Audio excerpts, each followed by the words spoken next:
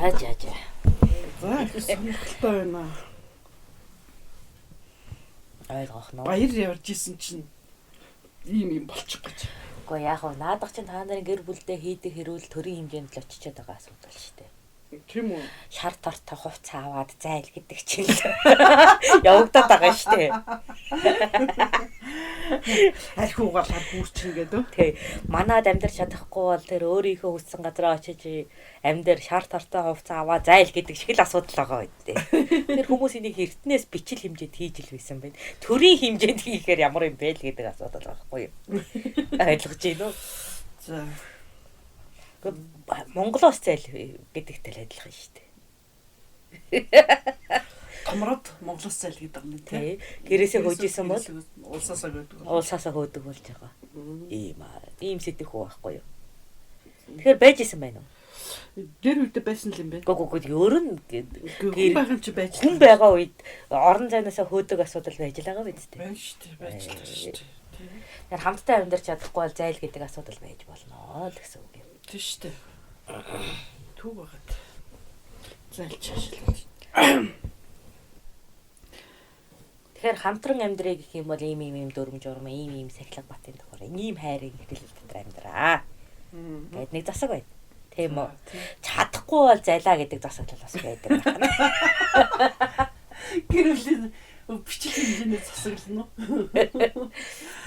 Гэхдээ энэ том төрийн том хэмжээндээ ч байж болно. Тийм байна. Төрийн том хэмжээнд байж болох юм байна.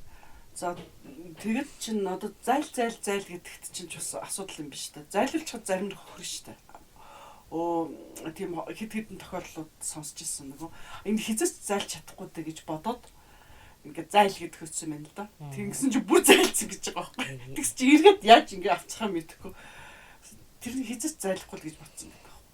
Тэгэхээр тэр чинь одоо яг үнэ. Бас асуудалтай болно. Яг үнэ. Зайлуулчаараа Монголын том мэдээлэгчийг зайлуулчихдаг асуудал бий. Чи боддоо төрийн түшээ байсан хүн харин нутагт очих юм бол тэр төрийн том тагнуул үсттэй. Яамаа. Тэгэхээр очиж алах хэрэгтэй юм тийм ээ. Тийм учраас цаадастан дээр байгаа үсттэй. Тийм биш үү? Тэгвэл сайхан билгийг очиж алах хэрэгтэй юм. Тэр цугтаацсан байхгүй юу? Дуурлаа. Сайхан билэг гэдэг нэг нөхөр байгаа. Тэгэхээр гол сүүдэр бол энэ байгаа юм. Тийм биш үү? Нүг хинч бишүүл өсөө яадаг ингээд явуулчих юм. Тэгтэл дипломатын ажилчид нар чинь болохоор төрийн нууцыг мэддэг нөхдүүд ахна шүү дээ. Тэгэхээр тэднийг цаазлах хэрэгтэй юм. Тэд гадаад байгаа юм чи яхаа араас нь очиж цаазлах хэрэгтэй юм.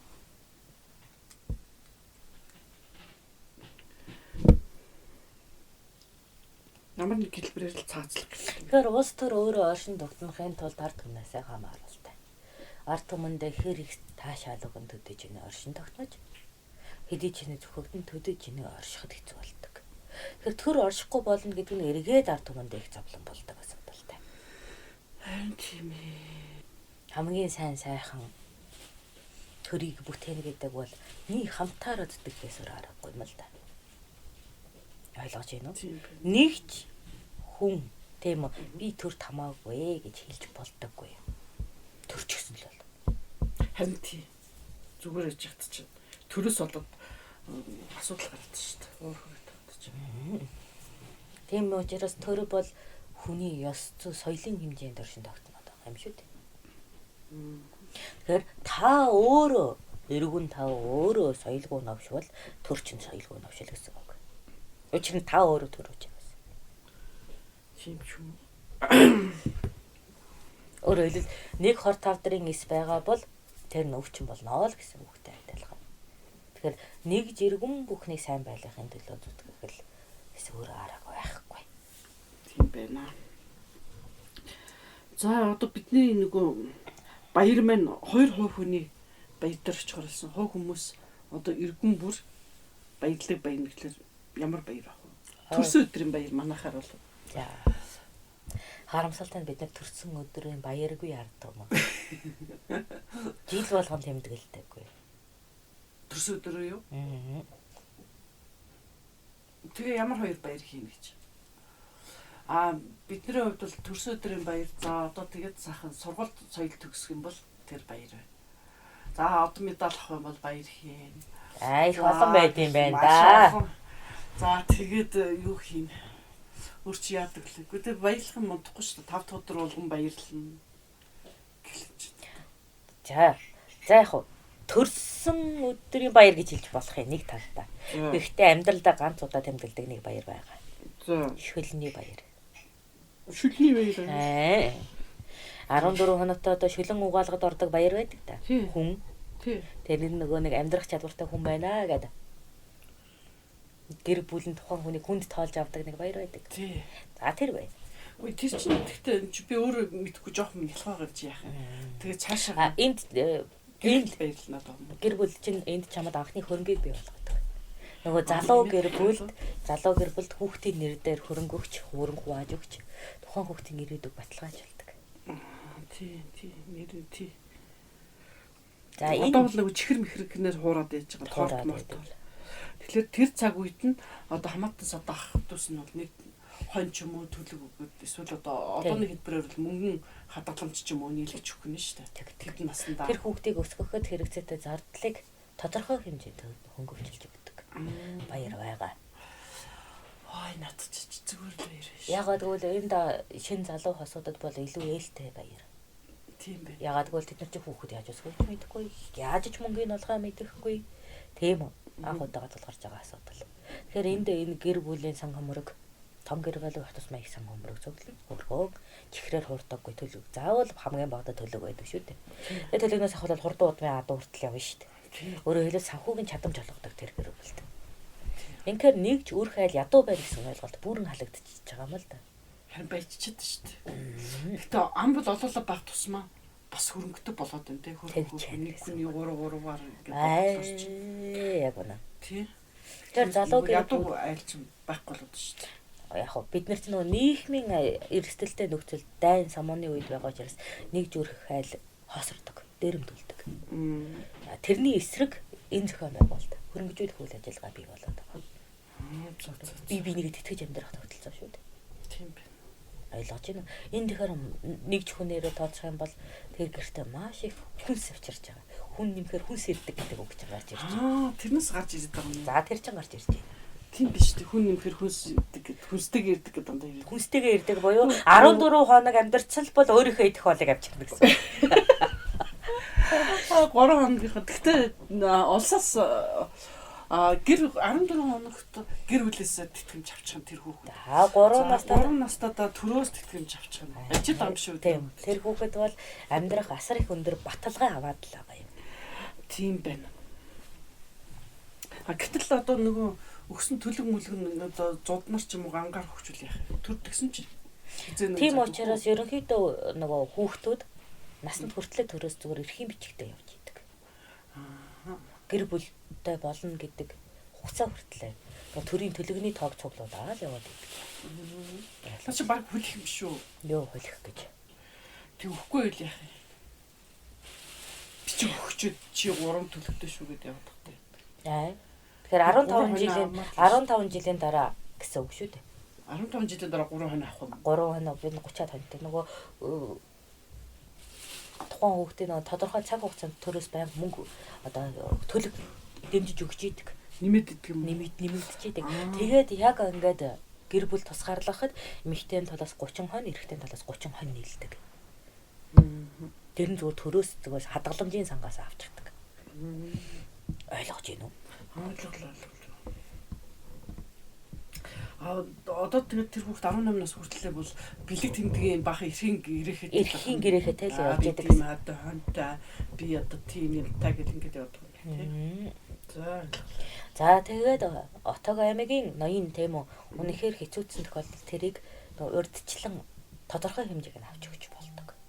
Өөрөөр хэлбэл талыг нь эцэг амьдын цагт 15 хүрэхээс өмнө эзэмших боломжтой. Яг бол тэр айл хүс тэмдрэгдэж нөгөө адуу малаа дэрэмдүүлж болно да. Тэгэх юм бол талыг нь авч өгч болдог. Өөрөөр хэлбэл бид нэр дайн самуунаас өөр газар хөрөнгө хадгалж ийн гэсэн үг. Хадгаламжийн сан шүү дээ энэ чинь асар тав. Тийм учраас татвар биш хим гэдэг нэртэй байгаа юм. Тийм би. Татвар биш. Тэгэхээр би одоо ингээд бүх хөрөнгөө энэ дайнд алдлаа гэхэд тийм үү хүүхдүүдийнхээ тал хөрөнгийг авах боломжтой буюу дахин сэргэх боломжтой. Ийм найдвартай байхад би төрдөө баясан амьдрахгүй яах вэ? Тийм байна. Гэтэл тэр төр маань тэр олон ард түмний чинь тэр их бичигтэй хойны чинь хаана хариулаад байгаа. Хааны сан хөмрөгч ингэж үсээд байгаа юм. Аа. Хаан өөрийн хувийн малгүй дандаа түмний хүүхдээ малтай гэсэн үг байхгүй юу? Тэгэхээр хааны хөрөнгө яаж үүсдэг вэ гэхээр төлн төлгөлдөг, хургалдаг тийм бэ? А тэрнээс хааны сан үүснэ гэхээс нийт ерөнхий санаа болох ард түмнийх байхгүй юу? Араараа дүр айтум адуудаа өрөөрөө дүр үүлтүм адуудаа гэдэг чинь дандаа хүний юмнууд зуг. Хүний юм хадгалж байгаа. Тэрнийг гэхдээ хүүхдийг нь ашиглах эрхтэй, эзэн биеийг нь ашиглах эрхгүй. Өөрөөр хэлбэл тоон шин чанар бүх юм аа гэсэн үг. Тэгэд мэдээж одоо юуг нь ноос ноолорын за тэгэд юуг нь сүм үг нь авдаг. Мэдээж нөгөө төгч нөгөө төлн өтлөхөөс өмнө алж идэх хэрэгтэй гэхээр чинь бас тодорхой хэмжээний аавна гэсэн үг. Тоон нэгж учраас төлөг гэдэг нь хязгаарч насанд хүрдэггүй хонь л байхгүй юу? Ойлгож байна. За. Тийм. Тэгэхээр энэ мөнгө нэвчтэй адилхан зүйл. Төлөг гэдэг чинь хязгаарч хонь болохгүй гэдэг чинь жишээлбэл тэр хүүхдэд төрөхөд л төлөг өгсөн. Гэтэл 18 нас хүрэхэд төлөөр нь төхнө шүү дээ. Төлөөр нь төхнө. Тэгэхээр тэр бүх хугацаанд гарсан ашиг нь хаанд байдна гэсэн. Хаан тэгээд хүний имийг ингэж ячаад тэрнээсээ ашиг авч амьдрахыг хаан гэдэг юм. Тэрнээс маш их хэмжээний ашиг авч хүний өмнөөс аюулгүйгээр малыг малладаг малчин хаан гэдэг. За энэ тогтол цаг ойлгож байна уу? Тэгэхээр хаан бол маш том банкны эзэн гэсэн үг. Тийм дээ. Амьд мал хариулдаг. Мал хариулдаг малчин. Тэгэхээр энэ малчин хаан банк байхгүй юу? Тийм байна. Тэ баян гэж ярьсан. Тэгэхээр нөгөө хүүгийн захиран тасцуулах хэрэгтэй. Эзэнт нь заавал юм өгдөг. Тийм л хаа. Тийм байна. За. Тэгэхээр яагаад ийм тогтолцоо гараад байна гэхээр бидний зарим нэг нутаг дэвсгэр талхах тас биш бүтнээрээ ер нь талхалагддаг шүү дээ. Тиймээс хааны газар нөгөө хөрөнгө таслан байршуулах хариуцах тогтолцоо шаардлагатай болж байгаа. Ухамжтай зуд боллоо ч алаг цог шүү дээ. Бүх нутгаараа зудардаггүй. Ойлгож байна уу? Тэгэхээр аюулгүй сайн малчинтай байна гэдэг бол хаа юм. Хаан бол ард түмний малчин болов. Тийм байна. Чингис хаан тэгвэл ард түмний малчин хаан гэсэн. Ард түмний маш сайн малчин хаан гэсэн. Маш сайн малчин. Хүрх амт малчин хаан тий. За ойлгож байна. Тэгэхээр энэ бол нарийн тогтолцоо. Тийм байна. Тийм байна. Хүрх юм байна маа. Тэгэхээр төрийн сан хөмрөг бол ард түмний төр хадгалуулсан сан юм шүү дээ. Ухамжтай юу? Одоо ч тэргэрч ястаа тайхан туйлж байгаа шүү дээ.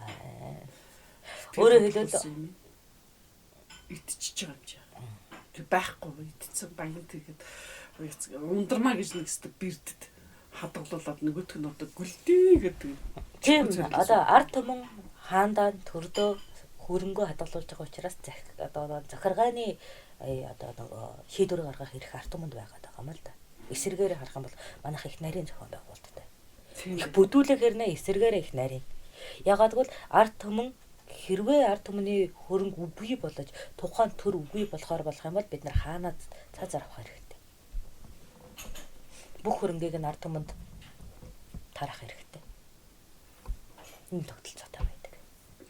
Тэгэхээр ард түмний хөрөнгөдөө сайхан амьдр бид нэр тийм үү хүүгээ өгье гэж шүү дээ. Тийм үү. Унцын нэг юу бидний хөрөнгийг зүй ёстойгоор тогтоож өг гэж байгаа. Эргэстэл аюул ирэхэд надад тусал. Юрдийн нөхцөлд би өөрийгөө аргалаад амьдрэ гэсэн иймэрхүү үзэл бодол одоо бидний төрийн гол үндэс юм да. Тийм биш үү? Одоо өөрөө төрч малчин чинь хамгийн маа яхад бас эрсдэл ихтэй. Тийм учраас одоо төрөөр хамгаалалч чинь төрөөр хамгаалал. Тэгээд асуудал өөрт нь гарлаа гэхэд эргээд тэр малаа авах боломжтой. Гэхдээ нэг найдвартай юм арталтай юм. Хөрөнгөтэй байна л гэсэн үг юм шүү дээ. Амжиргааны анхны гарааны хөрөнгийг заавал хадгалагддаг байгаа гэсэн үг. Тийм байна. Ойлгож байна уу? Тэгэхээр энэ төрд амьдрахад таатай байна уу? Би хичнээн ялуу байсан ч таатай байгаа биз? Таалагдчих. Надад одоо надад хэцүү байна. Тэгэх юм бол миний ноён батламж гаргаад энэ үнэхээр хэцүү болсон шүү гэж батлангууд хаан би тал хөрөнгө авах боломжтой. Хаанаас? Миний хүүхдийн хөрөнгө өөрт нь дахиад ирдэг. Тэгэхээр тэр хүн тусдаа гэр бүл болоход хөрөнгөтэй гардаг. Тийм байна. А тэгэд нэг монголчууд бүгд малчин болсон. Төлөгнөөс л болсон юм шүү дээ. Гого бүгд малчин биш шүү дээ. Дүүцүүлсэн хөрөнгө авч болдог. Тийм учраас дархчуудын хүүхдүүд дүүцүүлсэн хөрөнгөөр маш хурдан хөрөнгө бичнэнд хүрдэг. Дүүцүүлсэн хөрөнгө гэж дархчуудын хүүхдүүд чи юу гэсэн үг вэ? Өөрөөр хэлбэл мал малалдаагүй эмч дамч багш. Дархчууд байгаа. Урлаачд байгаа. Бид нар мал маллах завгүй. Гэхдээ нөгөө насанд хүрсэн хүүхэд нь дүүцүүлсэн хөрөнгө авдаг. Юу авах юм? Тэр одоо 30 төлөвтэйгээр дүүцсэн хөрөнгө авч болно. Гэр ч юм уу гэлөө? Гэр ч юм уу яг үнэ. Эсвэл одоо алт мөнгө явах уу? Эсвэл багаж төх хөрөмж. Гэх юм битэр үү? А тэрийг хаан олж өгдөг. За нэг эмч гарлаа гэдэг тэрний одоо тэр үеийн эмч чи одоо тэг юу хэрэгтэй гэж Одоо нөгөө нэг мөнгөн зүүнүүд, алтан зүүнүүд гээд тэгээд нөгөө юу байгаа. Нөгөө хув савнууд, шаазан баарнууд гээд тэдний хаана олж өгөх юм? тэрийг хаан олж өгнө. Тэгээд тэр нь за нэг жижиг хэмжээний эмнэлгээ байгуулад байхад Хэрэгцээтэй. Анхны багжин. Анхны одоо гарааны хөрөнгийг нь хаан өгдөг. Бидний одоо малч наарж байна уу? Эмч дамж орж байна уу? Багшаарч байна уу? Гарааны хөрөнгөтэй л насанд хүрдэг гэсэн үг. Тийм байна. Гэтэл энэ дэр та дөрөв улаач гэж хэллээ ш нэмж. Би энэ улаач гэж шинээр сонсч байл та. Улаач гэдэг чи одоо бөөг үздэй. Ямар улаач юм хэлээд байна? Эсвэл өртөөч юм хэлээд. За өртөөч хэлж байгаа. Зарим нутагт өртөөч, зарим нутагт улаач гэж байгаа.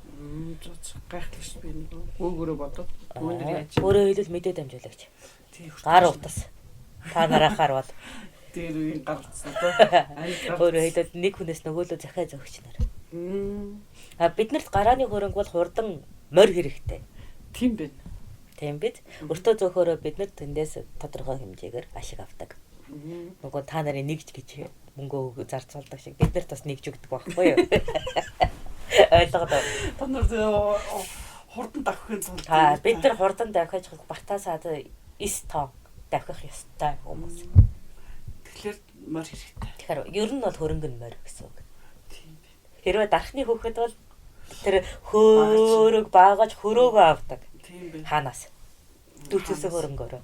А домчийн хүүхэд болохоор эмэлгийн зүү төөнүүр гэдэг сав баглаа ваар шаазан тагаад ганц хоёр гадаадын юм авна. Ойлгож байна тан авна.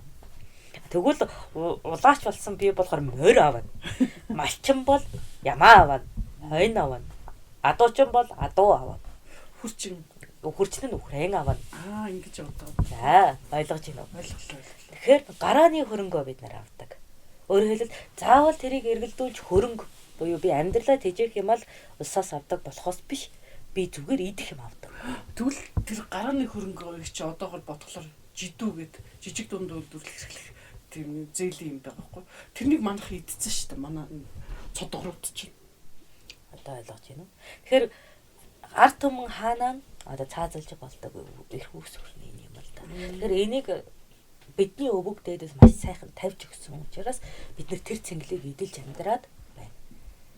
Ойлгож байна уу? Тэгэхээр одоо та нар тэр бидний одоо үед биднэрт хүн гэр бүл болохтой гарааны хөрөнгөтэй байдаг тогтолцоог төрдөө бий болгочих. Тэгэх юм бол та нар яг бидний өвөг дээдээс шиг үр хөвгтэй тэгж төрдөө сэтгэл хангалуун амьдрахад анхны хэрэгцээ бүрддэг тэр улсыг бий болгох гэдэг юм шүү дээ. Тэгэхээр нэг удаа бий болгосон юм чинь яга хоёр дахь чадахгүй гэж. Тийм байна. Ойлгож байна уу? Бид нар өвөг дээдтэй талархаж тэр төрийг хамгаалж ирсэн. Тийм үү? Алдагдсан үед нь байгуулж ирсэн. Тийм. Ойлгож байна уу? Мэдээж бидний үед одоо торгуудаа хэрэл туг шиг тийм иддэг цодгорууд бас байсан. Ойлгож байна уу? Торгуудаа хэрэлдэг гэдэг. Тэр чинь болоо тийм. Тэгээд яг хавтай нөгөө нэг арт цөмнөн тийм үү? Ноёндоо сүулдэ гэзэн дээр нь сууж байгаа талан тал нь болдог гэдэг. За. Тэгэхээр цодгоруудад тийм хөв тавилан байдаг юм байна. Сайн хаан байгаа сайн малчин байх юм бол Чингис хаан болд юм байна. Ийм л ойлгож байна. Тийм байна. Шүлний баярын тухай ингэж ялаа. Хоёр дахь баяр нь одоо хувьдаа ямар баяр юм бэ төвхөний? Анзаарж яах юм бол Монголын одоо баяр наадам заавал хувь хүний чадамжтай төлөвлөж байгаа. Хувь хүний чадамжтай тулгуурлаж байгаа. Энэ бол 7 хаврын баяр юм. Боловсролын баяр. 7 насны баяр тий? 7 хаврын баяр. 7 хаврын баяр. 7-оос 13 хавартад тухайн хүүхдийг нарийн мэрэгчлэр сургаж эхэлдэг. Тэр баяр нь юм. Алдартгүй хүрэх баяр. Боёо төрийн өмнөөс ямар нэрээр эрдэн боловсрал эзэмших юм бэ гэдэг тэр баяр юм. Сургуульд орох баяр юм. Манайхаар 9 сарын 1 шиг юм. Бид нэг жил болгоно тэмдэглээд байдаг. Нэг удаа тухайн хүн мэрэгчлээ сонгоно 7-оос 13 наснда. Тэгээд тэр мэрэгчлэр амьдрна. Өөрөөр хэлбэл тэр нь төрд бүртгэгдэж насан туршаараа юу ирэх вэ гэдэг тогтоогд. Яагаад нөгөө Чингис хаан тэр 7 наснаа баяраар төгөлтэй шалгалт өгч шүү дээ. Шалгалт өгөөд тэнцчихэд би томд нь болчих гээд ингээ бадараа өгөө. Тэр шиг юм болоод тэр баян гэсэн үг тий. Би томд ингээ. Өөрөөр хэлбэл Отогомгийн нэр хүнд бүхий эрдэмтэн мэрэгд их дэдсүүд тухайн хүүхдүүдийг сориж тийм үү. За энэ хүүхэд ийм ой тойтой ийм бие бэлтэртэй учраас цэргийн албанд явуулъя. Эмч домч болгоё. Дуучин бүжигч найн болгоё. Малчин болгоё гэдгээ шийддэг. Ойлгож байна уу? Энэ бүртгэлэн төрд очиж насан туршаараа тэр хүүхдэд юу ирэх вэ гэдгийг тогтоогд. Ойлгож байна уу? Гарааны хөрөнгөнд мал байх уу, идэх хөрөнгө байх уу, торг дурдан байх уу, им тарианд байх уу гэдгийг шийдэг. Тэгэхээр эн чинь одоо 10 жилийн дараа тэр хүүхдэд ирэх хөрөнгийг одоо шийдчихэж байгаа. Энэ хугацаанд 10 жилийн хугацаанд хамгийн сүүлийн үеийн тоног төхөөрөмжийг олж тухайн хүүхдэд өгдөг. Шууд нарийн мэрэгчлээ одоо жишээлбэл эмч болох гэж байгаа хүүхдүүд 7 настайгаас сонжиж ингэж байгаа шууд анаахад дэд оруулчихж байгаа юм биш. Тэгээд 18 нас хүртэл ингэж бэлтэж байгаа тэрүүр мэрэгч гэсэн үг. Тэгээд тэр чинь 18 хүрээд хүнтэй суух насн дээр ирнэ дээ. Нас бий төрнэ дээ. Тэгэхээр хүсээд төлөг авахгүй заавал эмчийн багаж төхөөрөмж авна. Найз өргөө. Тэгтэл тэр хүүхчээ өөрчлөгдүүл яах юм? Сэтгэл санаа юм уу? Нэмэргүй. Нэмэргүй. Тэр бол таныг болгоно байхгүй юу? Өөрийн хичээл зүтгэлээр өгсөн боломжийг ашиглаагүй. Хойрогдсон учраас таныг болгоо. Чи төлөг авахгүй эмчийн багаж төхөөрөмж л авна. Тэгэхээр чи өөрийнхөө хөрөнгийг үгүй болгож байгаа байхгүй юу? Буруу сонголт. Тэгэхээр тэр чинь өсөөгөө 7 жилдээ эмчийн юундаа сурал гэсэн үг юм тий. Гэхдээ тэр хүүхдээ одоо яаж жишээлбэл 7 настай хүүхдээ одоо 7-оос 13 настай хүүхдийг шинждэг. Өөрөөр хэлбэл тухайн одоо нөгөө хүүхэд өөрийнхөө хүсэл сонирхлоор биш илүү бие чадамж оюун ухаан гүйлгээ ухаан дээр тулгуурлан үнэлгээ хийлгэж байгаа гэсэн үг. Ойлгож байна уу? Өөрөөр хэлбэл дуулж чадахгүй хүүхэд хичнээн дуулах сонирхолтой мөрөөдөлтэй байлаа гэд тэр нь эсэргүүцэгдэнэ гэсэн үг юм. Ойлгож байна уу? Айкугийн шалгаж ийн гэсэн үг юм тийм. Ерөнхийдөө айку ч биш маш олон төрлийн шалгалтанд ордог. Өөрөөр хэлбэл тураалтай эцэнхий тийм үү? Тэжээлийн дутагдaltaй байсан хүүхдийг цэргийн хааны албан тушаалын хамгаалтын албанд оруулахгүй байхгүй юу? Яг бол өгсөхгүй. Угаасаа өссөн ч тийм өндөр амжилт үзүүлэхгүй учраас тэр биеэрээ хязгаарлагдаж байна. Тийм байна. Тэгэхээр бие махбодын үүсгэн. Тэгэхээр тэр хүүхдэд өөрт эзэмших боломжтой сонголтуудаа боловсон хүчнээс мэдэж авна гэсэн үг юм аа. Өөрөөр хэлбэл дэмий юмар хөөцөлдөхгүй. Тийм байна. Мэргэжил эзэмших юмда багасаа дур сонирхолтой биеийн бэлтгэгдсэн, ой ухаанд бэлтгэгдсэн чадамж байж байгаа юм бол тэр зүг рүү төлхөө хөгжүүлж өгөх юм байна шүү дээ. Яг үнэ. За ойлгож байна уу? Наад чи гоё арга юм шүү. Тэгэхээр хамгийн гол нь өсвөр наснд буюу 12, 13-аас тийм үү хойш хүмүүс нөгөө ямар нэгэн нөгөө одын нөлөөнд буюу мичтийн нөлөөнд автдаг. Алдартай болохыг хүсдэг. Нэр алдар хөөцөлддөг. Тэрнээс нь өмнө буюу 7-оос 13 наснд буюу юм жинхэнэ сонирхож шохоорхож нөгөө нэг зөнгөөрөө тэмүүлдэг насн дээр нь энэ сорилыг хийгээд байгаа. Яг бол 13-аас хойш сонгосон мэрэгшил бол шохоорхол. Нөгөө нэг алдартай хүний нөлөө орчихсон учраас тэр хүүхэд худал мэрэгшил сонгодог. Тийм шүү дээ. Ойлгож байна уу? За одоо ингээл харах юм бол эднэрээс одоо 13-аас дээш насны хүүхдүүдээс мэрэгжил сонголт асуухаар би кино жож өгч юм болно.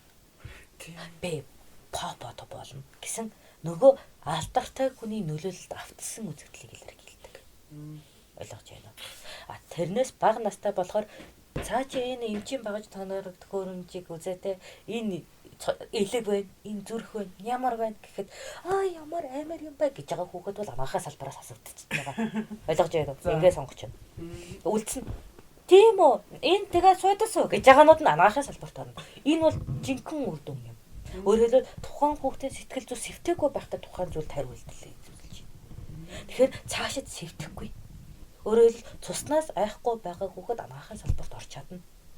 Зүрх судасыг хараад хөө ямар сони юм бэ гэж чохоргож чадаж байгаа хүүхэд ирээдүйд анагаахын салбарт явснараа тэр мэрэгчлээ голохгүй юм. Тийм. Ойлгож байна уу? Тийм. Тэгэхээр тэн дээр чинь хүүхдүүдийг анагаахын салбарт оруулах хүүхдүүдийг эдгэрхтэн задлж харуулдаг. Ойлгож байна уу? Тэрэнд зүрхэлж аажиж шинжиж гар хөлөөр нь оролдож байгаа хүүхдүүдийг анагаахын салбарт оруулна. Ерөнхий салбар шүү дээ бүр. Тийм үү. Тэгээд тэрнээсээ цаашаа нарийж гад зүүнний эмч, төөнүүрийн эмч, малын эмч гэдэг ингээ явна шүү дээ. Хүний эмч эсвэл амтны эмч болоод тийм бэ дээ. Тэгээг бол айж майгаж очиж яах юм бол тэр хязгаарч эмч болохгүй гэл. Тэр эмчийн гэр бүлд байсан ч эмч болохгүй гэсэн үг. Тийм байна. Ойлгоно уу? Ойлголоо. Тэгээд тэн дээр чинь хүний эмч, малын эмч болгоход нөгөө нэг юуг нь хүн чанарыг нь бас шалгана. Хоёрдугаар хэлж байна. Энд чи хоёр төрөл зүйл болно тийм. Жохон хатуу сэтгэлтэй ядруу нөхдүүдийг малын эмч болгоно.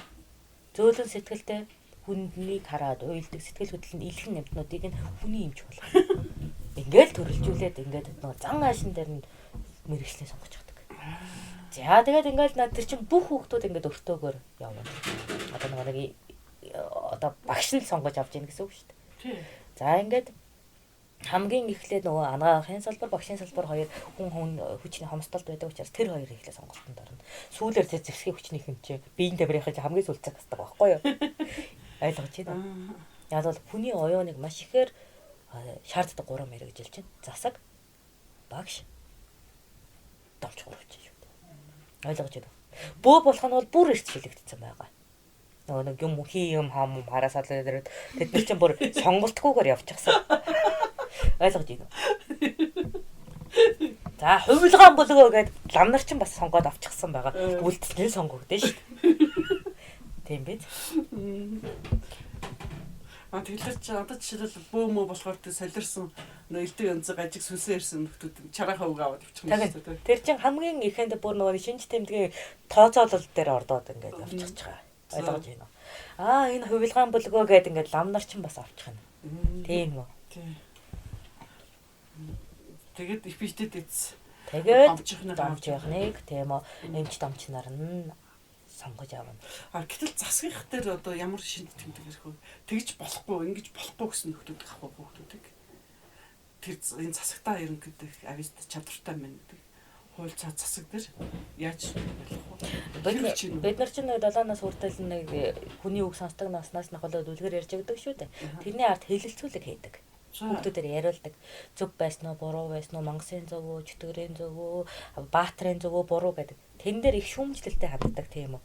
Ингээд ах чи мангас зөв байсан юм биш үү мэш үү гэд маш өвөр мөцөөр сэтгэж чадчих байгаа. Мангасыг өмөөрхийг оролцсон. Тэр нөхдүүдийг бөөнөр нь эхлээд тэмдэглэсэн байдаг байхгүй юу? Тэгээ тэд нар л засгийн шалгалтанд орно. Ойлгож байна уу?